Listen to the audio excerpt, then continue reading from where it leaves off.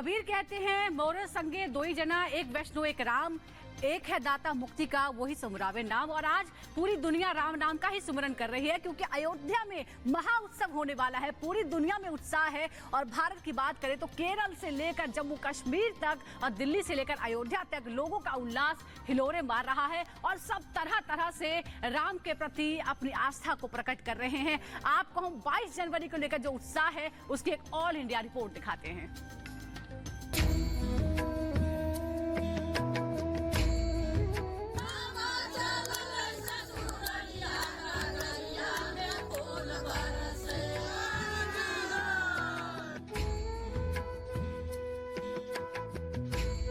उत्साह की ना कोई सीमा है, ना जश्न में कोई विघ्न।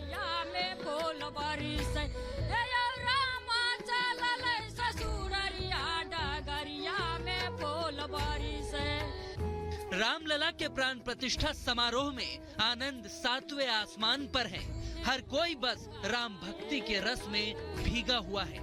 के बटने कहा रघुराई से उतराई न लूंगा ये भगवान, उतराई न लूंगा ये भगवान, उतराई न लूंगा ये भगवान।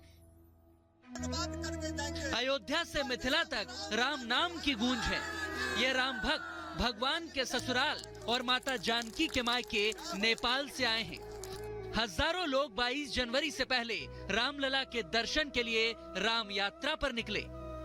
खासकर महिलाओं के जत्थे गीत गाते हुए आगे बढ़ते जा रहे थे। भारतवर्ष में खुशियों का महापर्व चल रहा है।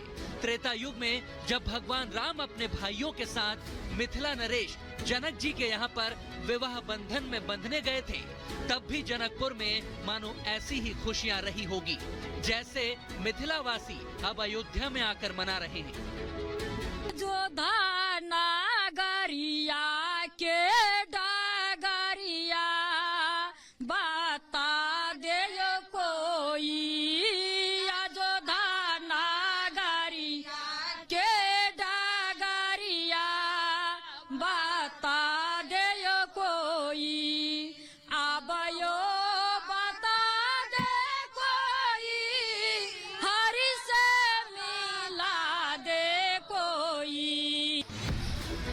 चंडीगढ़ सेक्टर 22 से कलश यात्रा की इन तस्वीरों को भी देख लीजिए।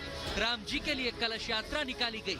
बड़ी संख्या में महिलाओं ने इसमें भाग लेकर भजन और कीर्तन गाए। इस यात्रा के जरिए घर घर में राम भक्ति का दीपक जलाने और 22 जनवरी से पहले चंडीगढ़ को भी राममय करने का लक्ष्य रखा गया है। 22 जनवरी को लेके तैयारियां पूरे देश में है। हर किसी महिला और पुरुष के चेहरे पे मुस्कान और मुंह में राम। देखिए इस तरह की जो माहौल बना हुआ है पूरे चंडीगढ़ में, पूरे देश में। किलोमीटर लंबी दूर से लेके लगभग 2 से 3 किलोमीटर की ये लंबी यात्रा है, जिसमें बहुत हजारों लोगों ने जो है वो पार्टिसिपेट किया है। हाँ जी, हम बहुत एक्साइटेड हैं श्री राम जी के लिए। जय श्री राम, जय श्री राम मिलने जा रहा है, इसलिए हम बहुत एक्साइटेड है। पूरा चंडीगढ़ राममय हुआ है। तो मंगल घड़ी को बस 6 दिन का समय बाकी है। अयोध्या उत्सव की शुरुआत हो चुकी है और सिर्फ 6 दिन अब बचे हुए। काउंटडाउन शुरू हो चुका है और आज से विशेष अनुष्ठान की शुरुआत होने वाली है। इसके बारे में आपको बताएंगे मेरे सहयोगी अनूप। नमस्कार, मैं हूं आप सबके साथ अनूप। हरि अनंत हरि कथा अनंता, सुनही कही बहुविधि सब संता। जी हाँ, राम उत्सव की तैयारी है और तैयारी पूरे देश में है। पूरे देश इंतजार में है कि 22 जनवरी का वक्त आएगा जब रामलला अपने घर विराजेंगे। इसी बीच मुरारी बापू जो कथावाचक है वो भी अयोध्या पहुंचे हुए। उन्होंने कहा कि ऐसा उत्सव उन्होंने पूरे जीवन भर में नहीं देखा है। एक रिपोर्ट आप सबको दिखाते हैं।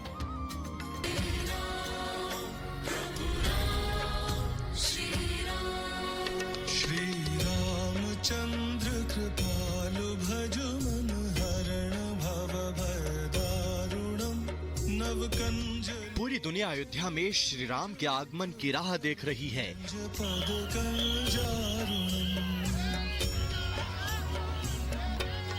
अयोध्या वासी अपने नगर में त्रेता युग का आभास कर रहे हैं। दुनिया के कोने कोने से राम भक्त अयोध्या की तरफ खींचे चले आ रहे हैं।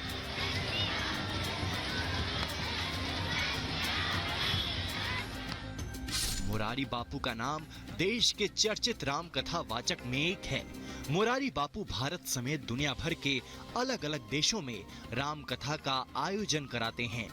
मुरारी बापू की कथा सुनाने का अंदाज इतना खास है कि कथा सुनने हजारों भक्तों और श्रोताओं की भीड़ उमड़ती है। श्री राम नगरी अयोध्या में कथावाचक मुरारी बापू ने कहा, मैं देख रहा हूं कि पूरे देश में उत्साह का माहौल है।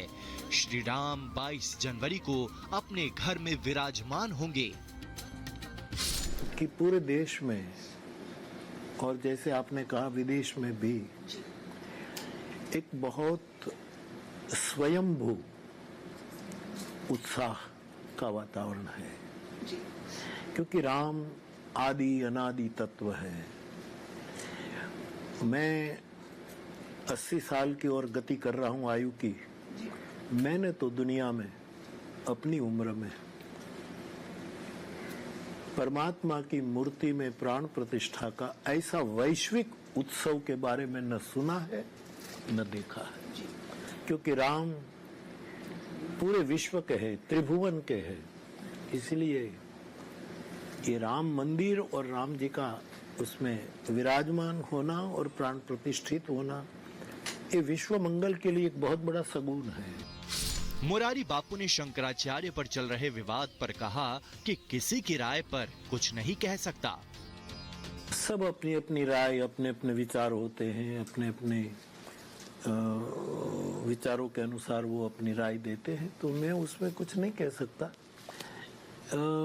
बस उसके आशीर्वाद हम सबको मिले और ये उत्सव बहुत सोचा हो, इससे सुचारू रूप में सफल हो, ऐसे हनुमान जी के चरणारविंद में प्रार्थना करें और सभी हमारे गुरुजन इस उत्सव के लिए आशीर्वाद प्रदान करें। इतना ही मैं कहूँगा। इतना ही नहीं, भगवान राम के बारे में बोलते हुए मुरारी बापू ने बताया कि राम साधु हैं, राम सत्य स्वरूप हैं, राम पुरुषार्थ के प्रतीक हैं।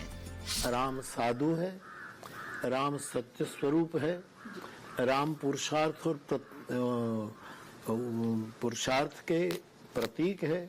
जो लोग देखो, राम जी जब जनकपुर में गए और सीता जी के स्वयंवर में रंगभूमि में गए, तुलसीदास जी ने उस समय पंक्ति लिखी है कि जाकी रही भावना जैसी, प्रभु मूर्ति देखी तिन तैसी। जिसके मन में जैसी भावना ऐसा राम का।